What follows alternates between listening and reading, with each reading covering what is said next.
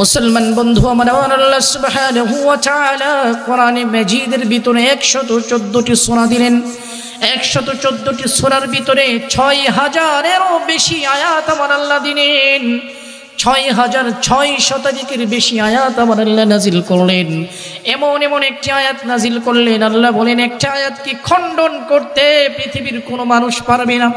পৃথিবীর কোনো ক্ষমতাধর, পৃথিবীর কোনো রাষ্ট্রধর, পৃথিবীর কোনো ক্ষমতাওয়ালা আমার একটা আয়াত তো দূরের কথা, আমার একটি হরফ পরিবর্তন করতে পারবে না। চিল্লায় বলেন ঠিক কিনা? আল্লাহ বলেন কুল ফাতু বিআশরি সুওয়ারিম মিসলিহি মুফতারায়াত ওয়াদউ মান ইসতাতা'তুম মিন দুনিল্লাহি ইন কুনতুম সাদিকিন।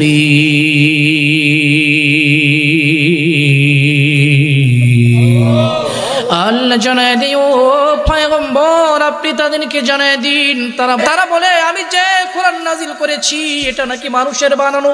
যদি এটা মানুষের বানানো হয়, যদি এটা ভূতের কোনো গল্প হয়, আমি আল্লাহ তাদের সামনে চ্যালেঞ্জ ছুড়ে দিলাম, এমন সূরার মতো অন্য আরো 10টি সূরা বানায় নিয়ে আসো।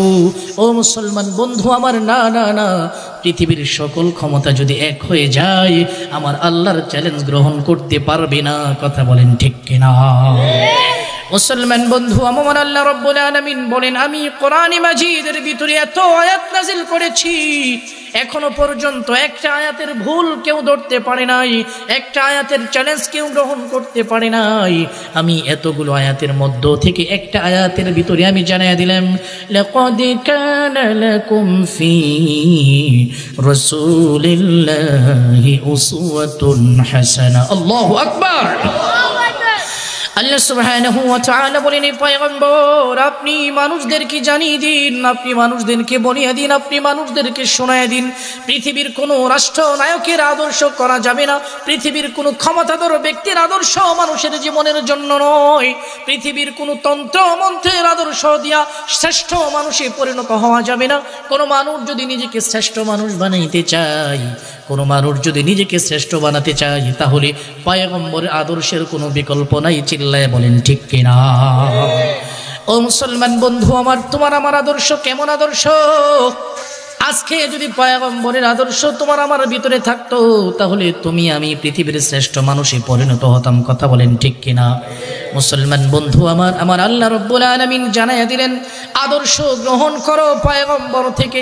তোমার হাঁটা চলার আদর্শ পয়গম্বরের জীবন থেকে হবে, তোমার খাওয়ার আদর্শ পয়গম্বর থেকে নিতে হবে, তোমার চুলের স্টাইলটাও পয়গম্বরের মতো হতে হবে, তোমার হাঁটার স্টাইলটাও পয়গম্বরের মতো হতে হবে, তোমার সব কিছু ঘুমানো চলাফেরা সব কিছু যদি পয়গম্বরের আদর্শ মোতাবেক গঠন করতে পারো, আল্লাহ বলেন তাহলে আমি জানাইয়া দিলাম তুমি হলা শ্রেষ্ঠ মানুষ। চিল্লায় পড়েন সুবহানাল্লাহ।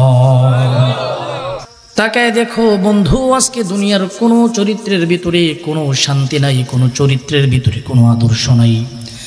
পৃথিবীতে অন্য কোনো চরিত্র ধারা একজন প্রকৃত মানুষ হওয়া যায় না, অন্য কোনো চরিত্রর ধারা শ্রেষ্ঠ মানুষ হওয়া যায় না।